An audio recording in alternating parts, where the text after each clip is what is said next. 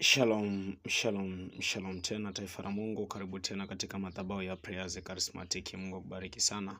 Wewe umeendelea kuwa ni chachu ya baraka katika sehemu hii. Mungu na kuneemesha sana. Wagonjwa poleni na Mungu azidi kuwaponya. Ujumbe wa leo ni kwamba tatizo katika kusikia.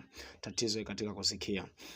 Asilimia kubwa ya watu wamekuwa ni watu ambao si kwamba hawana masikio, si kwamba hakuna kitu ambacho akizungumze katika masikio yao, lakini tatizo limekuwa ni katika kusikia kile ambacho wanakisikia mara zote.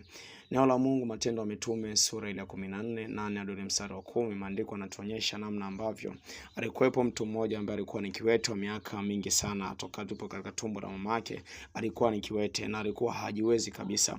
Lakini maandiko yanatuambia wakati Paulo anaendelea kuhubiri, yule mwanamke anasema alisikia wakati Paulo anahubiri. Mtu wa Mungu, nataka niseme nawe jambo moja. Kuna jambo ambalo Mungu anatamani atende katika maisha yako. Kuna jambo ambalo Mungu anatamani afanye na achilie katika maisha yako. Lakini kuna kitu ambacho Mungu anakitamani kwako. Yamkini bado hujakijua, lakini Mungu anakitamani hicho kitu kwako sana sana sana. Mtu wa Mungu, huyu mtu alisikia mahubiri yale. Maandiko yanatuambia Warumi 10:17 ya kwamba maandiko chanzo cha yote ni kusikia, lakini kusikia huko huja kwa neno la Kristo. Tumsifu Yesu Kristo. Kwa hiyo aliposikia kwa habari ya neno la Mungu, lile neno liligeuza ile hali aliyokuwa nayo. Akusikia tu kwamba ni kuhubiri, akusikia tu maneno kwa maneno, lakini ndani mwake aliona uponyaji. Ndani mwake aliona kuona kwamba anatoka pale alipokuwa. Tumsifu Yesu Kristo. Mungu akupe neema ya kuweza kusikia kile ambacho Mungu anatamani usikie, ya kuweza kuelewa kile ambacho Mungu anatamani ukielewe.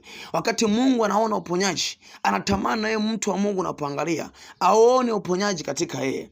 Usione ugonjwa uliokuwa nao, kwa sababu neno la Mungu lipo juu ya mamlaka, lipo juu ya mamlaka juu ya yote. Tumsifu Yesu Kristo. Maandiko yanatuambia kama Paulo akumwambia kwamba jaribu kusimama, bali maandiko yanatuambia kwamba akasema kwa sauti kuu, simama kwa miguu yako sawa sawa. Akasimama upesi akaenda, kwa sababu imani inakupatia uhakika kile ambacho unakifanya. Imani inakupatia uhakika kile ambacho unakikusudia kuifanya. Hautubatishi kwa Kristo, haubatishi kwa Kristo, mtu wa Mungu. Kwa hiyo ona kana kwamba Mungu anatamani uone namna gani. Ona hivyo ambavyo Mungu anatamani uone. Acha niombe kwa ajili yako. Baba, asante kwa ajili ya neema yako, asante kwa ajili ya baraka ya brada. Asante kwa ajili ya baraka Jehova, neema ambayo umeendelea kuachilia na kutenda katika madhabahu hii ya Prayers Charismatic. Nasema asante kwa ajili ya huyo Jehova ambaye anakwenda kusikiliza, ambaye Jehova anasikia Bwana nafasi hii. Ninaomba neema zako na baraka zako uachilie Bwana juu ya maisha yake. Aone sawa sana kama anavyoona, akasikie kile ambacho Mungu unatamani Bwana akasikie, kwa sababu maandiko yanatuambia huyu mgonjwa